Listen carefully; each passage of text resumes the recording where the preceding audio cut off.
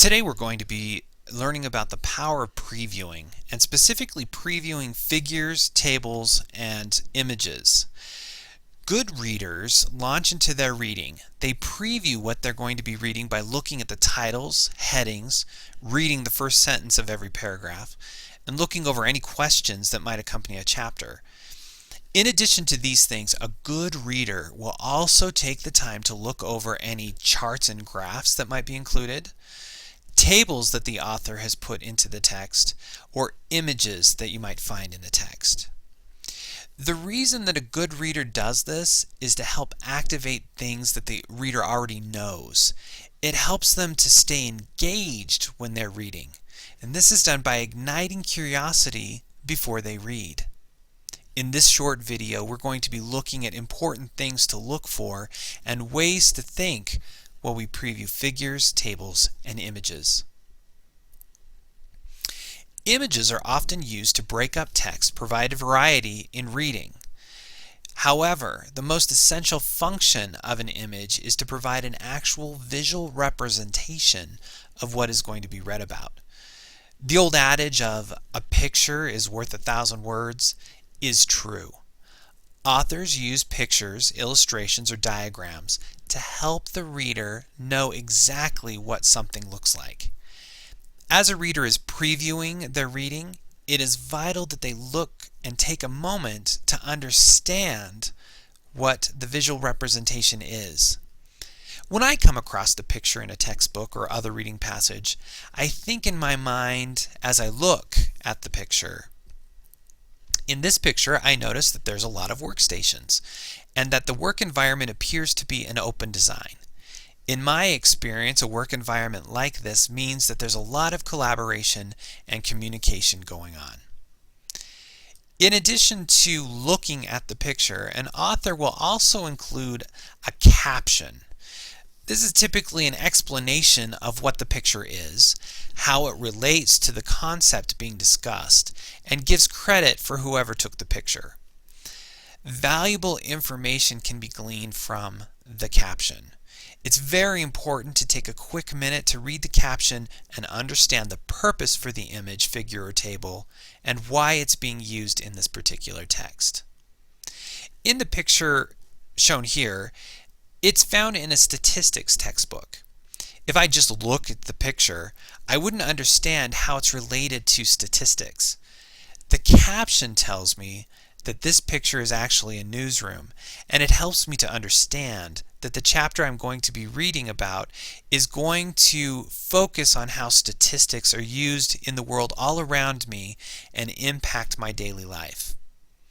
Again, good readers will preview their chapters or whatever they're reading and look and read each figure, table, and image before they actually read closely the whole assignment or chapter.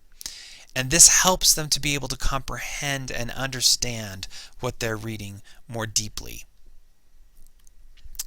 Let's look at this chart, or these three charts. This set of charts also appears in a statistics textbook. Sometimes an author will explain a figure in the actual text and not leave us a caption of explanation. When this occurs, it's important to again look closely at the chart, table, or image and make sure that we understand what we're seeing. Go ahead and pause the video and take a moment to look over this particular example. When I look at this figure of charts, I quickly realize that the author must be going to compare the two colleges. I'm not sure, but that's what I think he's going to do. I can see by the pie chart that the Foothills College has more part-time students than De Anza College. It's vital when you're looking at a chart or graph that you look at all of the information that is presented and not just jump to a conclusion. Jumping to conclusions usually result in an inaccurate picture or information, which causes misinformation to be learned. If all I did was quickly look at the two pie charts and not the bar chart, I could easily misinterpret the figure to be telling me that Foothills College has more part-time students than De Anza College does. However, If I closely study all three charts, I see that although Foothill College has a higher percentage of part-time students, De Anza College still has more part-time students attending. If there's no caption, then it's important to slow down and either look at the figure closely or search out the explanation in the text itself.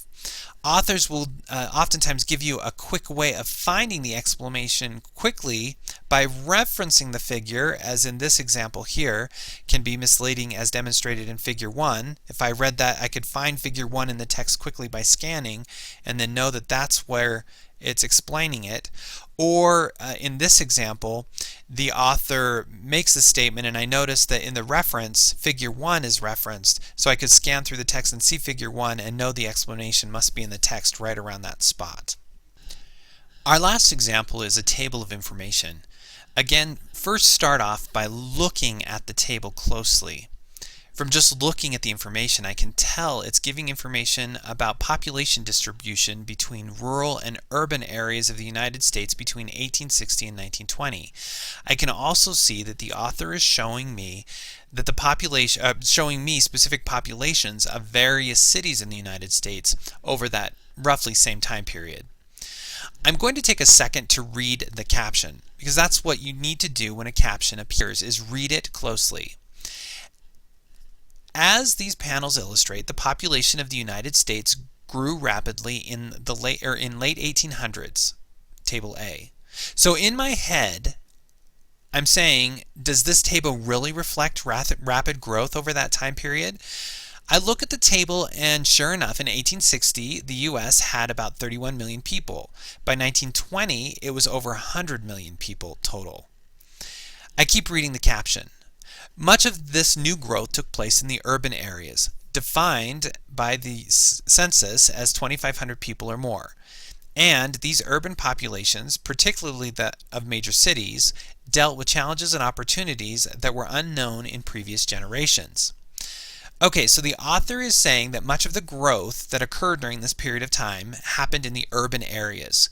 So I go ahead and I look back at Table A again, and I find that in 1860 there were 6 million people living in the cities or urban areas, and by 1920 it was 9 times larger. Now look at the rural areas. It started out at 25 million people in 1860 living in rural areas, and by 1920 it had doubled to 51 million, so still a large increase. But I also make a note that in 1920 the people living in the urban areas was greater than that in the rural areas. So yes, there was clearly a lot of growth in the cities or urban areas between 1860 and 1920. But I think the author is also giving us a snapshot of the population growth of each city to help illustrate his argument that that growth happened mostly in those urban areas. So that's why he gave us Table B. I can see that all of the cities have significant growth over time between 1860 and 1900.